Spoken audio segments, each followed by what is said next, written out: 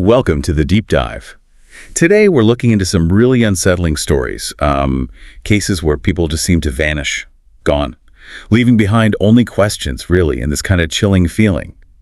We've gathered a few of the most baffling ones, disappearances caught on camera, people who come back, but they're silent.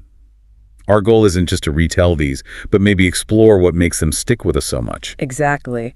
It's fascinating and terrifying how quickly normal life can just break apart. And even with all our technology, some mysteries, they just won't give up their secrets. It forces you to think about, the limits of what we can actually know. We'll be getting into the details that make these so persistent, so creepy. The things that keep them lodged in your mind. Right. So let's get into it. Prepare yourself for these narratives. Okay, our first one. This takes us to Varna, Bulgaria, June 2014. There's this German tourist, Lars Mittank, 28 years old. Seems like a regular guy, quiet type, on vacation with his friends. But then there's a fight in the bar. He gets a ruptured eardrum. So he couldn't fly. Exactly. Couldn't fly home with his buddies. He tells them, no, you guys go, I'll be fine. Yeah. Just needs a few days to recover, right? Yeah. He thought he'd be okay alone. Famous last words, almost. Seriously. Yeah. Because what happens next just spirals completely out of control. He checks into this cheap hotel, and his behavior gets really strange, erratic. He calls his mom, totally panicked. Panicked how? Telling her, cancel my credit cards, convinced people are after him. He actually flees his hotel room in the middle of the night. Says 4 men are watching him. He's texting his mom, too, about side effects of antibiotics the doctor gave him for the ear thing. Yeah. Hotel staff said he was super nervous, pacing, always looking out windows, just pure paranoia setting in. And this is where it gets tricky, right? You have to ask, is this a genuine threat he's perceiving, or is it something internal? Maybe a psychological break, an adverse reaction to medication even. Stress can do powerful things. That line gets so blurred. So July 8th, the day he's supposed to fly home, he gets to Varna Airport, and there's CCTV footage. Oh, the footage. Yeah. You see him walk in, looks calm at first, but then really quickly, he gets agitated. Talks to someone, like a staff member, but backs away nervously. And then, this is the chilling part, with no apparent trigger, nothing you can see pushing him, he just bolts. Sprints.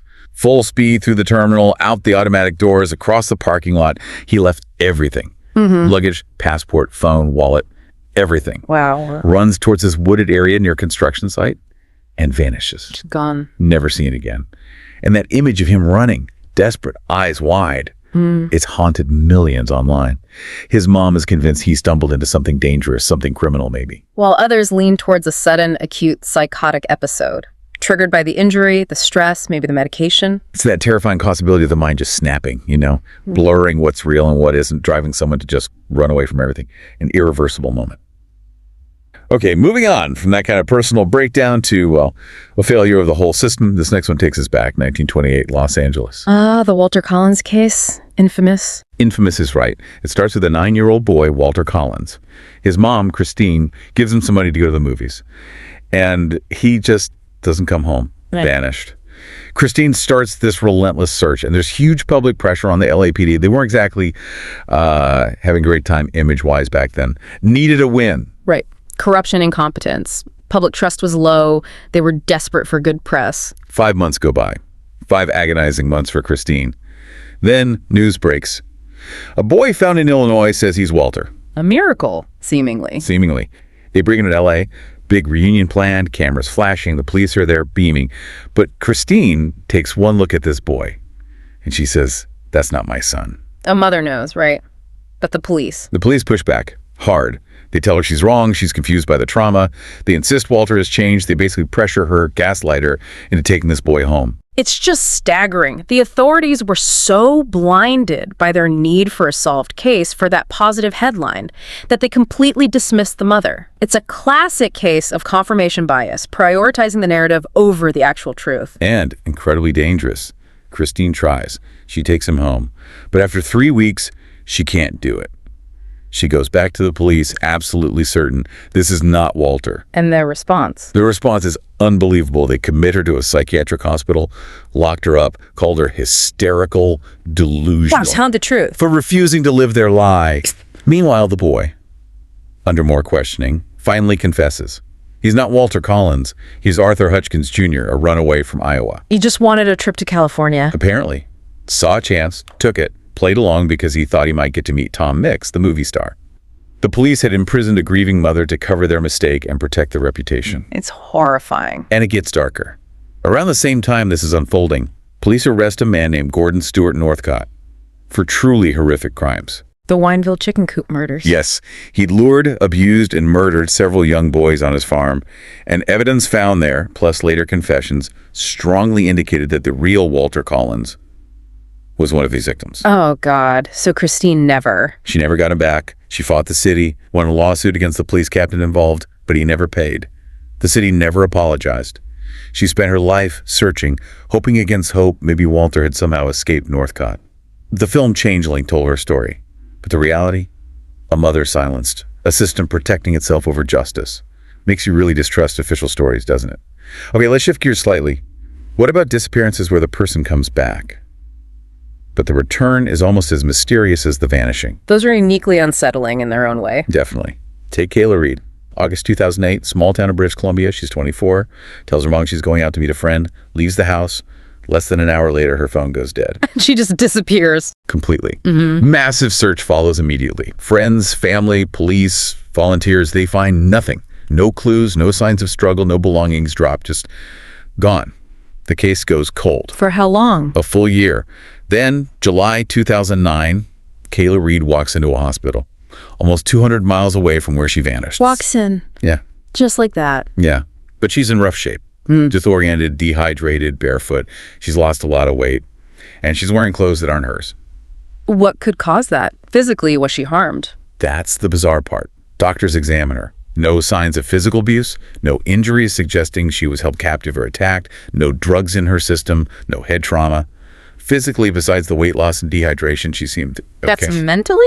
That's where it's strange. This might be something like dissociative fugue, where extreme trauma makes someone lose their identity, their memory, and it's wander. Because Kayla was fundamentally altered. Makes sense. The mind trying to protect itself, maybe. Could be. She wouldn't speak at first, just wrote down her name. When her parents arrived, overjoyed, relieved, she was distant, stared blankly, didn't hug them. Sometimes a faint smile, but vacant.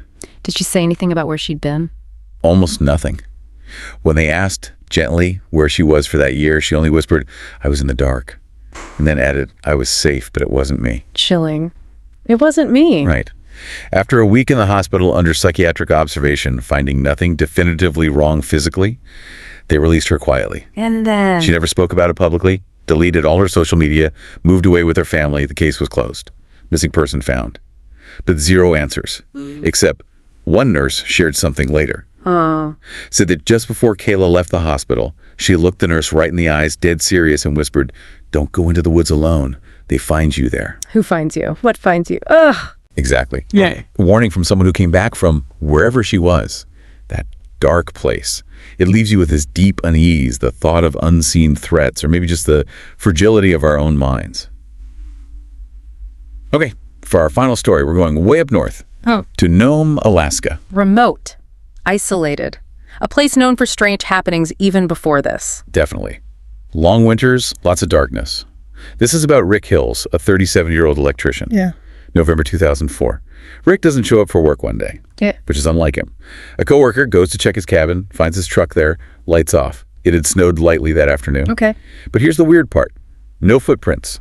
None leading into the cabin, none leading out. Pristine snow all around. Wait, how is it possible? Exactly. The back door of the cabin is open. Inside, coffee pot's full, like he just made it. His phone is on the table, keys there too. Wallet, I think. His bed is made perfectly, almost untouched. But he's gone. Vanished. Without his coat, without his boots. In Alaska. In November, leaving absolutely no trace in the fresh snow outside. Okay, that's deeply strange. No footprints at all. None. And connecting this, Nome has this history. Over 20 people had disappeared from that area in the previous decade, often under really weird circumstances. Right. Officials often blame the weather or maybe disorientation due to alcohol, the usual explanations for a harsh environment. Sure, sometimes. Yeah. But for cases like Rick's, no footprints, no coat. Locals knew better. Rick knew those woods. He wouldn't just wander off unprepared like that. It fed into this local unease. So what happened next? Any leads? Well, 2 days later, about 30 miles north of his cabin, a hiker finds something really bizarre. What? A man's sock. Just frozen into the mud, and nearby, a crumpled Polaroid picture. Oh, Polaroid. Okay. The photo itself, though it was a bit damaged, clearly showed Rick's cabin, taken from the woods, looking towards the house. Someone took a picture of his cabin. Apparently. But the truly disturbing part was the reflection in the living room window. You could see a face. Rick's face. No, not Rick's. An officer who saw it later described it as maybe the most unsettling thing he ever encountered.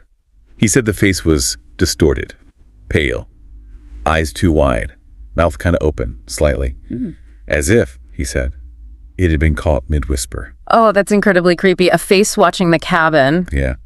Locals start calling it the Watcher, tied into older native legends too, stories of a dark man or some presence in the woods. Rick Hills, who knew that area well, vanishes without a trace. No coat, no boots, no footprints. And his photo turns up. It suggests something else was out there, something observing him. To this day, Rick's never been found. And that idea, that unsettling feeling of something watching from the trees, something that maybe takes people, it still hangs over Nome.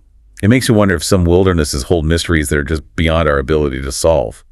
So these stories, they really stick with you, don't they? They remind us that some of the biggest mysteries aren't, ancient temples or far-off planets. They're right here, these unexplained gaps left when people just disappear. Yeah, whether it's human evil or a mind breaking under pressure or maybe something else entirely, something we don't even have a category for. It leaves you with this profound sense of unease. A reminder of the unknown that's maybe closer than we think. And it poses that question, I think, for you listening, what's truly more terrifying? Is it the monsters we know exist, the human ones we can maybe understand on some level? Or is it the void, the absence, the hint of something else operating by rules we don't grasp, leaving no trace but that chilling emptiness? Yeah, that unknown darkness. Thank you for joining us on this unsettling deep dive. If these stories resonated with you, if they got under your skin like they did ours, we'd appreciate it if you'd like, share, and subscribe to Horror Docs. We'll have more dives into the dark and mysterious. Stay curious. And maybe, just maybe, stay aware of what might be lurking just beyond the edges of the familiar. Goodbye for now.